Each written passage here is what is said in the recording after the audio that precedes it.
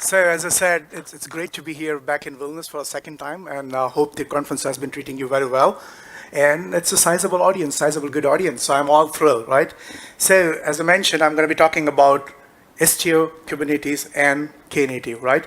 So when you heard about those three things, probably you would say, oh, I already heard about them through various conferences for some of the blog articles or videos on YouTube and so on and so forth. No big deal, right? And some of you might be wondering that, is that for me? Because Istio, Kubernetes, this might be looks like more like an operation tool. Knative is something that is, you will hear more in coming days. Or should I care about all those things, or these things are pretty new, right? Especially Istio and Knative, right? So this is all about, all those questions are right. Even if you say that I already heard about them, probably you may not have heard about from a different perspective, right? So what I'm gonna try in the next 45 minutes is give you a perspective from different people within the application development process, because as we are DevOps, we all work together, being it your DevOps engineer or your site reliability engineer or your if you're a developer, you all work together, so you need to also understand the perspective. In order to understand that perspective, let's take a look at a fictitious company called Dynacorp, right, and introducing a team. And we will have a very closer look at the three people's life. Erin, she is a developer, then John, who is a typical sysadmin, and then a product manager, Sam, who cares about the product strategy for the company and also kind of work very closely with the operation as well as the development part, right? So this is about understanding those three tools, Kubernetes, Istio, and Knative, not from only from a developer perspective, but also other people involved in the whole journey. So let's start, right? This is Erin. As you can tell that from her face and from the photo that she's having a bad day. Why? Because Erin's application, which is running in production, has crashed. She got a call from the operations team from sysadmin, John, that, hey, Erin, last change that you worked upon in the last deployment, now that application is behaving weirdly, it's crashed. Can you please come over to our part and let's work together, right? So Erin and John started working together. They look across the bunch of log files, they debug the application, and then ultimately they figure out that Erin, when she deployed a change, she also changed a dependency to one shared system library, which is not happens to be in a production, right? Sounds familiar, right? And she said that, oh, I tested it on my machine, it just worked very well. So obviously, she was assuming that the same share library would be that on the production machine as well. Obviously, that the production machine is not having it, and then they realized that they need to basically do a soft rollback, and that could be risky as well. So they need to plan that rollback. John did that. Ultimately, they decided this is too much of hassle just because of a slight ignorance or call this slight mistake that can happen naturally, and it happened to any of the developers, right? As we all think that these things, that the environment that I have, if I have tested my changes rigorously, there is CI system as well. Fortunately, that might have worked as well. So everything went well, and why it's still failing in production, right? So they sort of, we need to get to the bottom of the situation, so we will not end up again with the same problem, not just one developer, but the other as well.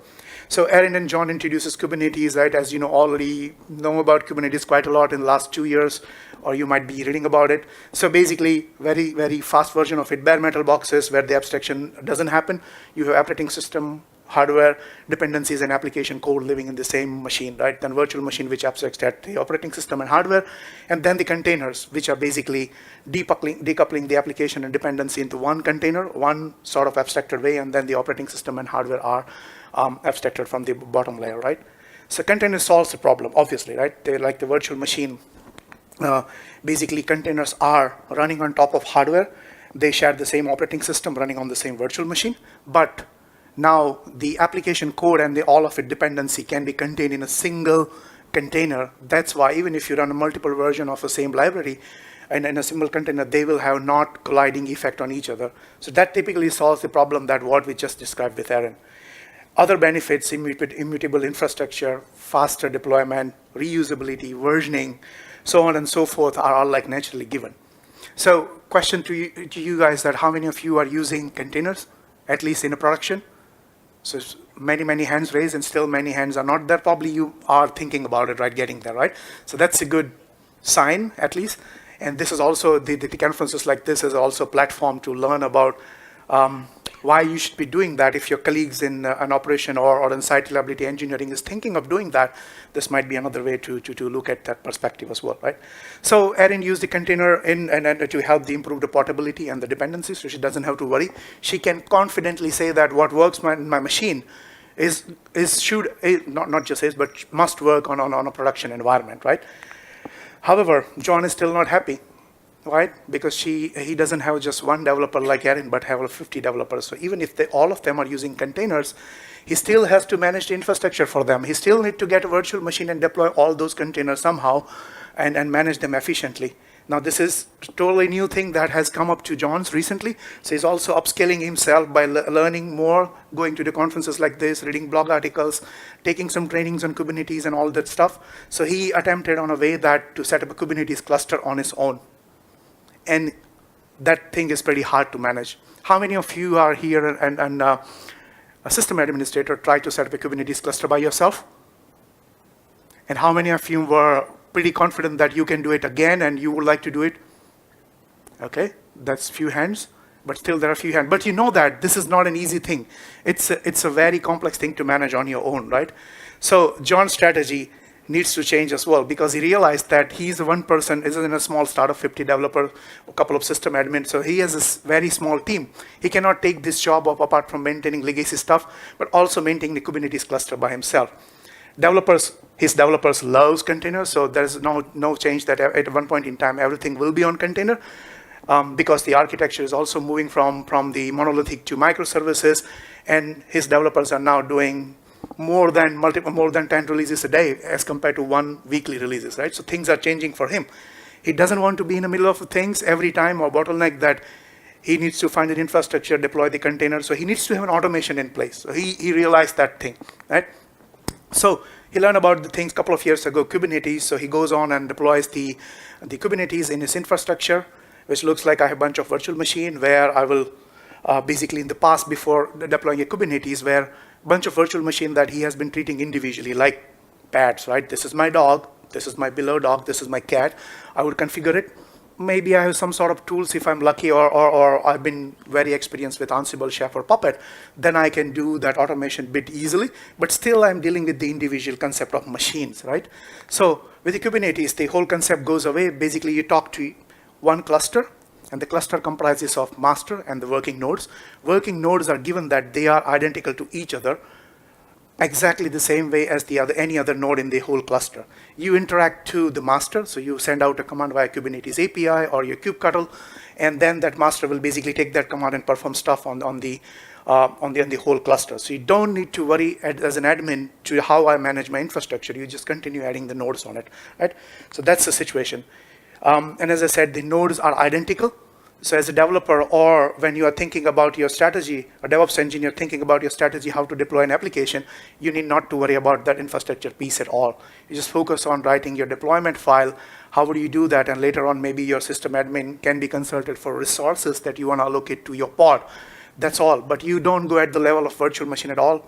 Rather stay in the abstraction layer of the container. So that's the Kubernetes pipeline. Still, things will go still at one point in time. John is still in the middle because he has to execute something. But in an ideal situation, when your CI/CD pipeline is complete enough, you will have a source code repository like GitHub or Bitbucket where your code lies, and then it be basically whenever there are some changes, it triggers your CI. Most of the CI system works very well with Kubernetes, and we'll have some sessions as well where you can learn more about how you can use, and then use some CD tool. If you don't want to use CD tool like Spinnaker, you can also still use CI to deploy on a Kubernetes cluster as well. Once you do that, things will work automatically, right? Your CI/CD pipeline will be talking to your Kubernetes cluster. So people like John, they are not needed when you want a deployment. This can be self-service automated tool. You can only approach your system admin when things go terribly wrong, right? So that's the beauty of this thing when then it works. Other problem that is being solved by Kubernetes is utilization. Kubernetes cluster takes care about the resources, manages the how where to find the capacity, so you don't need to worry about that some capacities in VM is left out. I cannot use it. You can, right? Your Kubernetes will take care of that. Scaling, automatic failover, rolling upgrades, and no vendor lock-in. This is the most important part, because if you're working with the cloud or on-prem strategy, then using the Kubernetes, because most of the cloud vendors are started supporting or offering some managed service around Kubernetes, so you're not locked into one vendor. You can just easily move. This is your notion of a multi-cloud strategy or your hybrid cloud strategy, right? Even if you have on-prem plus cloud, the mix in your infrastructure as well. So that gives you that flexibility, right? So this is basically addresses the concern of some of the system admin. So this is up till now a very high level topic, but now comes the topic of I'm a sysadmin, I'm a little bit of confidence of managing Kubernetes cluster by myself, but why should I do that when my developers are not thinking about individual machines by themselves? Why should I care about them? I want to also become independent of that, right? So why not to do something a bit different? Now, again, I work for Google, so some partiality over here, but we have a managed service for Kubernetes as a service, which is called GKE, Google Kubernetes Engine. That's exactly offering that. Other cloud providers like AWS and Amazon, and then also some of the PaaS platform like Pivotal, they also offering, and then so list goes long. Every vendor offers Kubernetes service, so you could use one of them, right?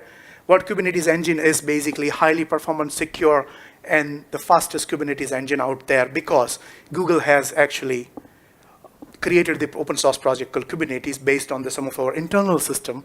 You might have heard about it, Bog. So based on that, we created that system. So we have a most number of experience on working on this product itself. So we know how that thing works best for our customer as well as for the end user perspective, right?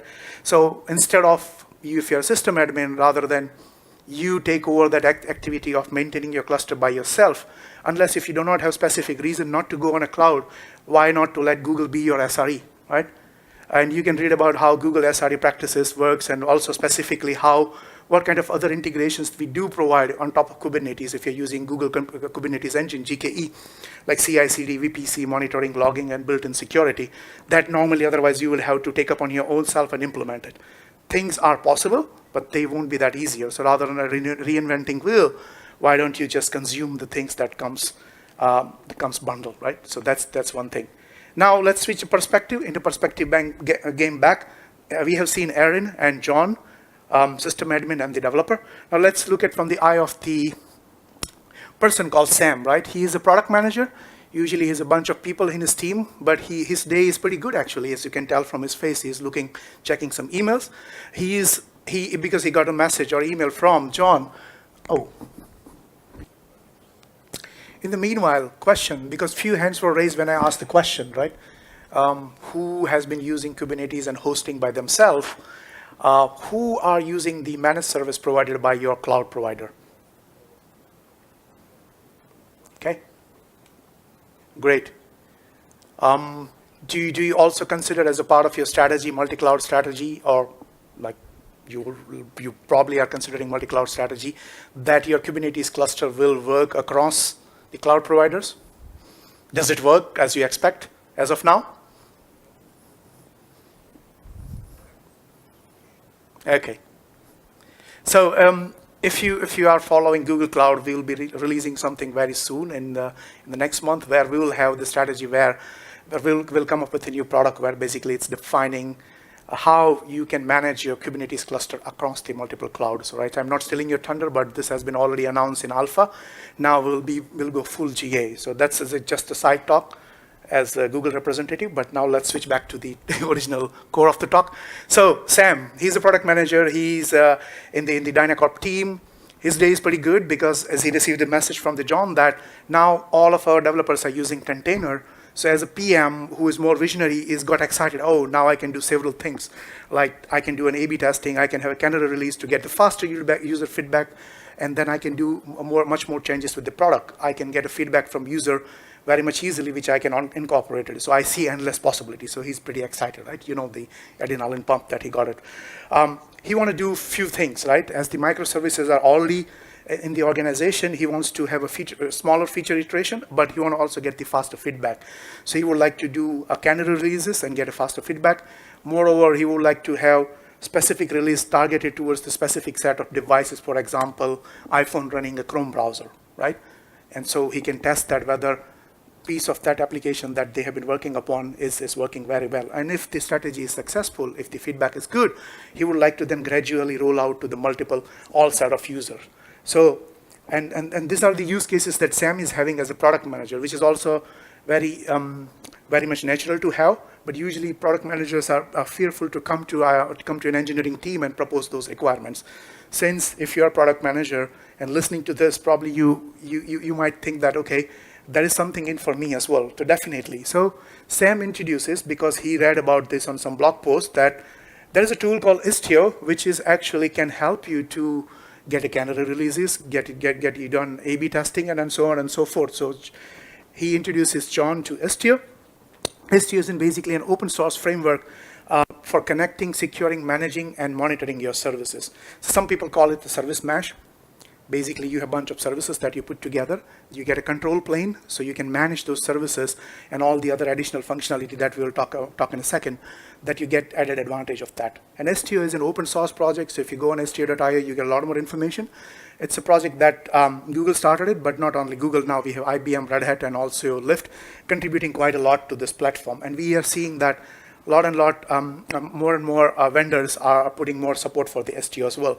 So over the period of next 1 year and 1.5 years, you will see a lot of things coming out from different vendors, and Istio you will hear this word more and more often, right? So in order to understand Istio, let's have a look at the one basic simple example of one service architecture where you have a bunch of services, right? Front-end services, authentication services, some picture services, which is basically storage, and then a payment gateway, which is then externally connected to some payment provider, right? And there is also a user database running on Cloud SQL, which is connected to one of the services, right? And this is all microservices, so they can run in a container. In our example, they are running on a container on top of Kubernetes Engine. Now, if you want to have Istio, which is basically a service mesh, what you need to do as a developer or as a system admin, rather than doing any changes to your infrastructure or rather than doing any changes to your configuration, all you need to do with your deployment file is just add one sidecar container. As you can see on the screen, if it is not visible, that's here.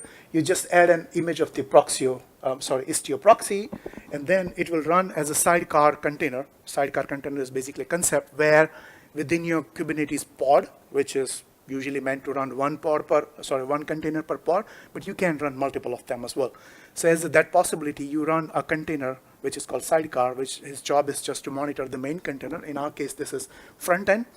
And that container is acting as a proxy, monitoring all the communication that is happening to front-end service, and then it sends that data to the control plane, right?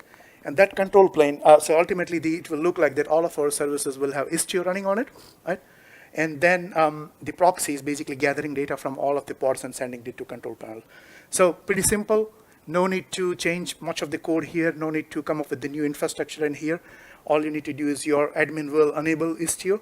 That means he or she will also install some of the services that are necessary, control plane services. But on your part as a developer, all you need to do is just add a proxy in here. And these proxies are based on NOI, so it can do a lot more things as well, right? As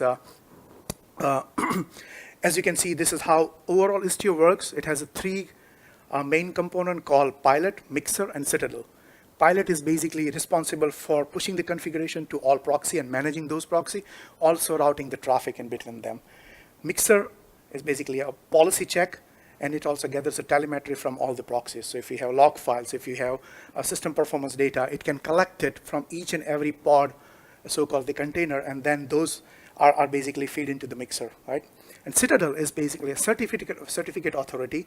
So it provides certificates, TLS certificates, and then so services can trust each other. So you may have within your microservice architecture, you don't want some services to talk to other one because they might be a third-party services or they might be a contract which is restricting you to do that.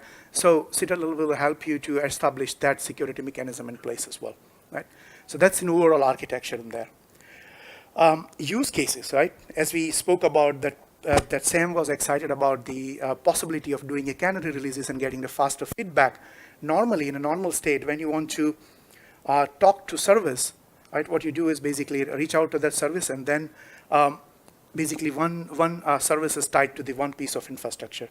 So what if I want to basically do a canary release where I want to deploy a new version of application, new version of my release, only addressed to the 10% of my user base, right?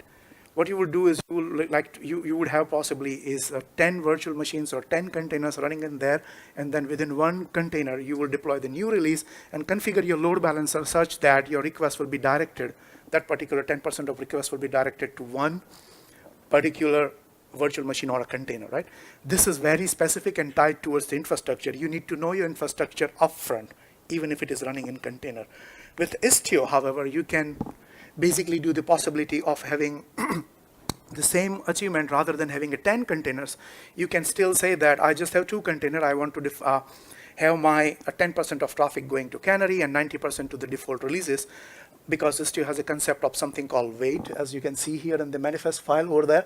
There you can define that weight, right? And it could be a floating point as well. 1.7% of my traffic goes to this container, and then the rest of the traffic will go to the other one.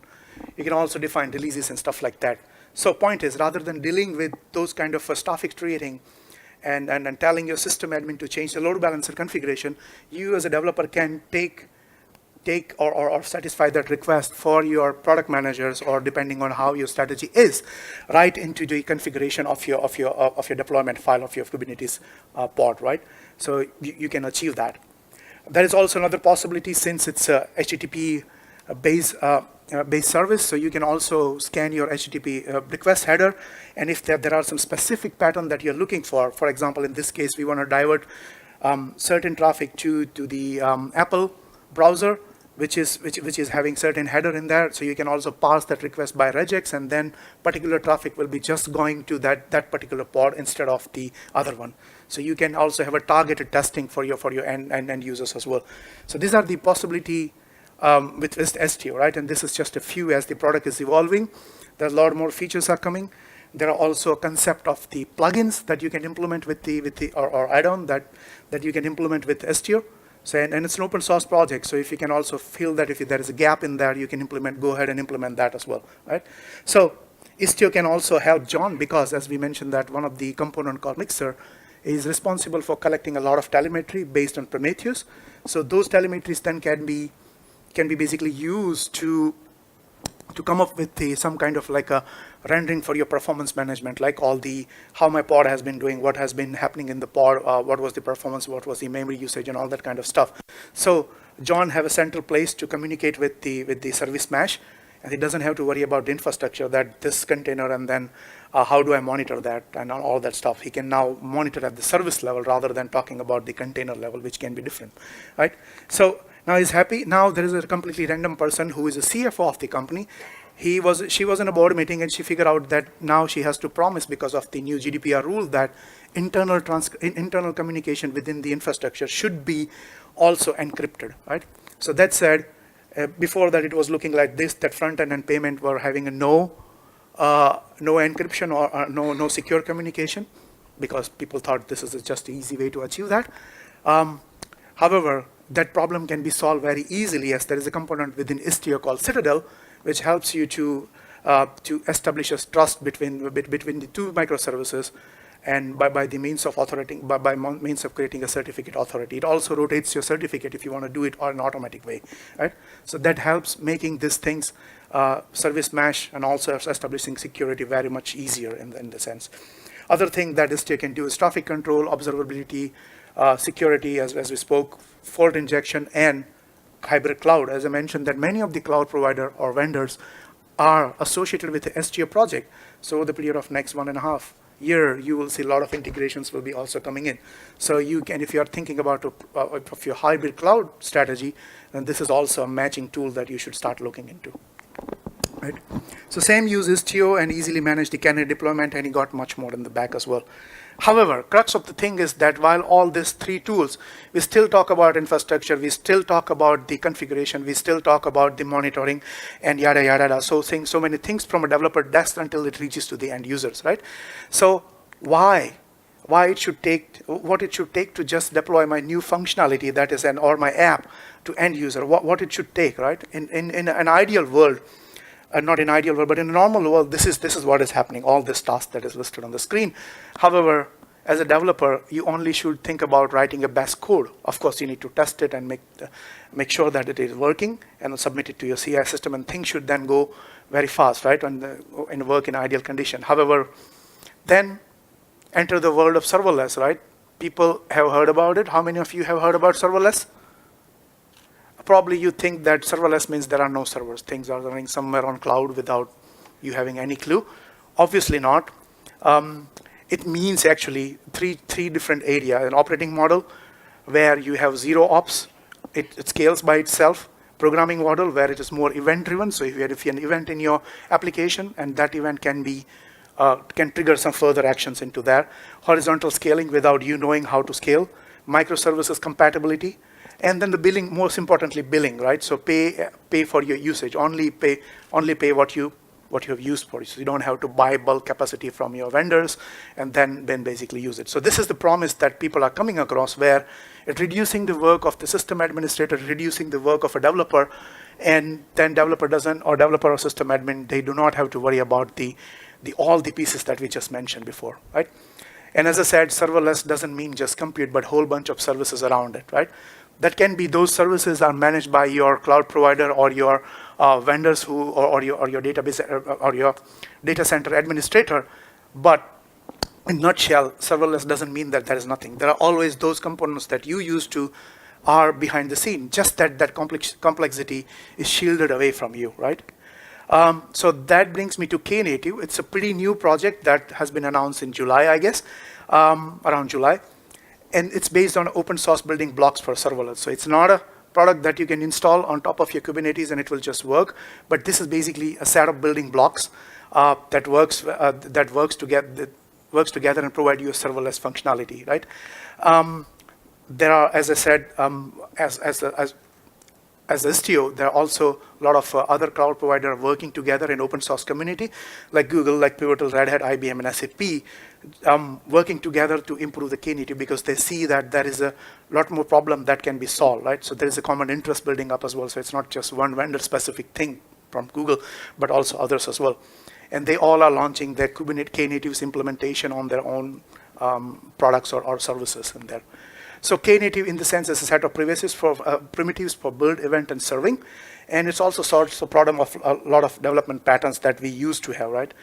And of course, it's from the internal learning of some of the Google's internal tool, but supported by partners as well. I'm not going to talk more about it, so you may wonder, that's it, just 2 slides of a Knative, and then it's done. There's another talk that is happening in the same place here in Hall 6. This is the Hall 6 at 2 p.m. From 14 to 14:45. With my colleague Nikhil, who has been actually a team lead of the team who is developing a Knative. So he's much more capable onto talking onto this topic. So stay tuned and then join in for that session, right? So in a nutshell, summarizing it, Kubernetes, Istio, and Knative, and also different perspective for different people within your organization who are associated with the application development processes, right? Of course, not CFO, but PM, sysadmin, and your developer, so how it can help you at the very high level. And now this conference is a very short format, so where you cannot deep dive into each of those topics very deeply, since 45 minutes is a limited time. But of course, now you are an educated audience, you know where to go and find the resources. So I trust, look into those projects, open source projects, feel free whether it fits, feel free to figure out whether that is something that you would like to try it on your infrastructure, whether it fits into your day-to-day use cases, and if so, then it's an open source project. Use it and help grow the community. I guess that's a wrap for me, wrap for me for this talk, and also appetizing some wrap, which you will use it for your lunch. I don't want to hold you for a long time.